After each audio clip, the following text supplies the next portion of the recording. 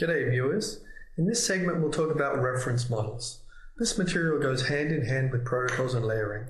Reference models provide frameworks which tell us what kind of functionality is implemented at which layer, and this helps us to understand the structure of the network. So, we previously talked about protocols and layers, and so you understand that higher layer protocols provide functionality which is layered upon lower layer protocols. It builds on them. But this still doesn't answer the question when you have a particular bit of functionality of what layer you should implement the protocol for it at. For instance, suppose that you have a routing functionality or functionality to decide how quickly to send information across the network or functionality to connect to a remote host. In what protocol should that function be implemented? In a higher layer protocol or a lower layer protocol? This is a key design question. Choices that we make here often have implications down the line for the performance and the flexibility and the security of networks. Now, there's no easy answer here, but rather there are lessons that we've learned over time about what functionality works well at which layer.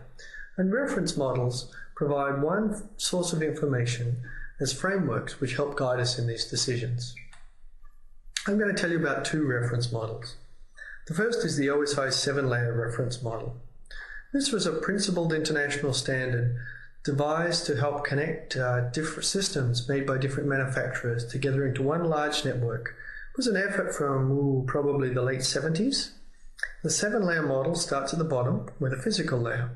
The physical layer describes, or protocols which exist in the physical layer describe how to send bits as signals. So signals are used to carry bits. At the next higher layer, the data link layer, describes protocols that send frames of information across a single link.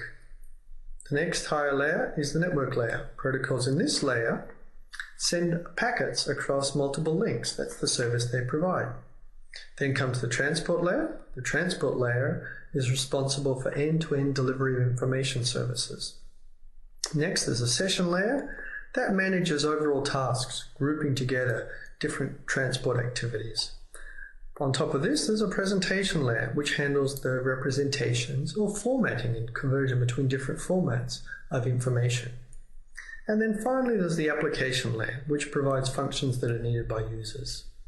Now, this OSI 7-layer reference model has been very influential, and it's given us a lot of the terminology and our understanding of the mechanics of protocols and layering. But the reference framework, the reference model, is really not used in practice anymore. Whoops, it never really was. It was designed by a committee. In fact, it's so not used that I'm going to not even tell you what OSI stands for. Okay, maybe I will. It stands for Open Systems Interconnection. Here's the second reference model. This is the Internet reference model. This is a 4-layer model, which is really the opposite of the OSI model. Rather than being designed from the scratch up, it was retrofitted afterwards. It's based on experience with the Internet protocols. And the model was formulated after there was some experience with the Internet protocols. It's simpler than the OSI model. Here are the 4 layers. At the bottom, there's a link layer. This sends frames over a link. So this sort of incorporates physical layer functionality. In the previous model, it wasn't broken out. The second layer is special. It's called the Internet layer. The key protocol in the Internet layer is actually IP, and the Internet with a capital I is in some ways defined as all of the networks which are connected and which use IP as their network layer. This layer sends packets across multiple networks. On top of that, we have the transport layer, which provides end-to-end data delivery again. And then on top of that, we have the application layer. This groups together some of the various higher layer protocols, the session, the presentation, and the application protocols in the OSI model. Really, an application is considered any program which uses network services for whatever purpose. Here's the Internet reference model again. The reference model just tells us what kind of functionality belongs in what layer. But what I'm going to do now is fill in the reference model just with some examples of common protocols that you might have heard of in each layer. Here's an application layer protocol, HTTP. That's one you've heard of. There are some other ones you might not have heard of. RTP, the Real-Time Transfer Protocol, is often used with real-time applications like conferencing or streaming. The DNS is actually an application layer protocol which provides a name resolution service on top of the network. And there are other protocols like SMTP is a protocol used to carry mail messages between mail servers. These application layer protocols build on transport layer protocols. The internet has 2 key transport layer protocols at the moment, with more underway. I'm just doing some of the common protocols here. There's a much larger set of protocols that you could learn about, but we're just covering a subset. TCP and UDP are the key internet transport protocols. TCP provides that stream delivery mode we used in our socket example, whereas UDP will turn out to provide datagrams or send individual messages unreliably across the network. At the internet layer, the key is IP, and that's the network layer protocol, which all devices in the internet use. And at the bottom, there's the link layer. All sorts of things could go in here. Let's just write 802.11 for our wireless Ethernet. Whatever technology you would like to use, build the links of your network out of. Our cable, DSL, and so forth. Here I've cleaned up the diagram and just put that, shown it a little more clearly. I've also highlighted IP because IP is special, and you can see obviously that this this reference model is drawn to be an hourglass. IP is the narrow waist of the internet, the narrow portion of the hourglass. It's special because by using IP commonly across all devices in the internet, we gain the flexibility by modularity to change all of the different link layer technologies below, as well as change all of the applications above. So by sticking with IP and maintaining those interfaces, over time the internet has been able to add many different link layer technologies underneath, which have expanded what the internet has been able to run over. And at the same time, it's also been able to support many different applications, all of which use TCP, or all of which, use IP, often TCP too, which use IP to communicate across the network. And standards bodies. You might be wondering where all of these protocols come from. Actually, we've only talked about a small number of protocols so far. There are literally hundreds of protocols. They've got to come from somewhere. Well, all of these protocols, the focus of these protocols is interoperability. A protocol is defined by a protocol standard, which tells you what you need to do so that your instance of a protocol will interoperate with an instance of a protocol made by someone else, probably in a different company altogether. There are several different bodies which produce protocol standards. They tend not to be made by individual companies because really companies need to agree on a standard, a protocol standard, if they are to interoperate, and hence third-party bodies are often providing that function. Different bodies are popular in different areas. The ITU, International Telecommunications Union, is a telecom area body. It produces different protocol standards. Often you hear these called the letter recommendations. If you see something like G.992 or H.264, these are all ITU standards. Those numbers are just a couple of common ones. One is the ADSL standard, the other one is an MPEG-4 standard. The IEEE is a body which produces standards, networking standards in the communications area. And Project 802 in particular produces standards for LANs and MANs. 802.3 happens to be Ethernet, and 802.11 happens to be Wi-Fi. That's its standards number. That's why sometimes you'll hear Wi-Fi is a common term, but it's the same as 802.11 because that's the protocol standard, which explains how Wi-Fi works.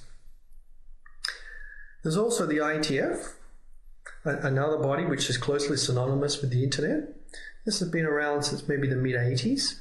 The IETF produces standards in the form of things called RFCs. So each different protocol standard will be expressed in an RFC. I put down 2 RFC numbers here, or actually 3, which cover the HTTP protocol and the DNS. This is where, if you wanted to look them up, you would find them described in these RFCs. And finally, in our list of examples, the W3C, the World Wide Web Consortium, defines web standards such as HTML5 and CSS. There are actually many more industry forums which define protocol standards. I've just listed some common ones here, so you can get a sense of where all the protocols come from. Layering also helps us by naming many different entities in the network. It provides us much of our terminology. In fact, many of the things you've already heard of are layer-based names. If we think of units of data, a unit of data at the physical layer, we'll just call that a bit. That's what it is in the physical layer. There's a special name for a unit of data at the link layer. It's actually a frame of information. So sometimes you will hear or read about frames being sent across links. A packet is a unit of information at the network layer. That one you probably knew of already. Often we'll loosely speak of packets, even though we might be applying them to other layers. These names I'm telling you are the more formal name for a particular layer. A unit of data at the transport layer is called a segment.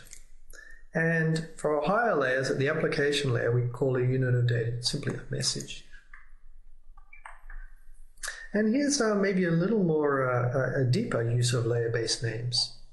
The layers at which a device processes information help define the kind of device it is and what we call it. A device here which so these are all devices which live in the middle of the network. I'm not talking about hosts, I'm talking about devices in the middle of networks inside an ISP, say. Devices which operate and process only up to the physical layer, so they don't terminate the link layer or anything higher, are called repeaters. They're really just fixing up the electrical signals, maybe regenerating them, maybe amplifying them. But they're not performing any higher layer processing on the link layer or the network layer. A switch, on the other hand, or sometimes it's called a bridge, is an old-fashioned name for it. A switch is a device which operates up to the link layer. So it processes link layer information, but it should not be processing higher layer information, such as that within the IP header or TCP information and so forth. Now, a router is defined as a device in the middle of the network which processes information up to the network layer. This means that it will terminate one kind of link, and it will do network layer processing and support other links, possibly of a different kind of technology going out. But it should not be looking inside the contents of the network layer payload at the TCP information and so forth. And then finally, we have these other slightly stranger classes of devices. Sometimes they're called proxies or middle boxes or gateways. These are devices inside the network which implement functionality above the network layer. They might include transport or application processing. An example would be a firewall.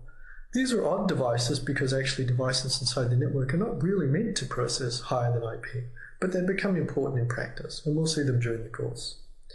These names are actually kind of important because, if you went and found all of these devices in a machine room, they would all look something like this. They're just boxes. What distinguishes these boxes, what kind they are, is the functionality they implement inside, and the names are a reflection of that. And finally, let me just give you one note about layers. These reference models we've been talking about are useful guidelines, but don't take them in any strict sense. So in particular, don't expect that there will be one protocol for every layer, and if we have 4 internet layers, you'll have 4 protocols as you go up a stack. You may in fact have multiple protocols which are all working together to provide the functionality of a layer. You may well find cases where a particular protocol is difficult to classify in terms of the layers. It might sometimes appear to be between one layer and below another layer. In those cases, it's not usually profitable to argue about which layer it belongs in. The key is sort of understanding the functionality it provides and where it fits along this spectrum.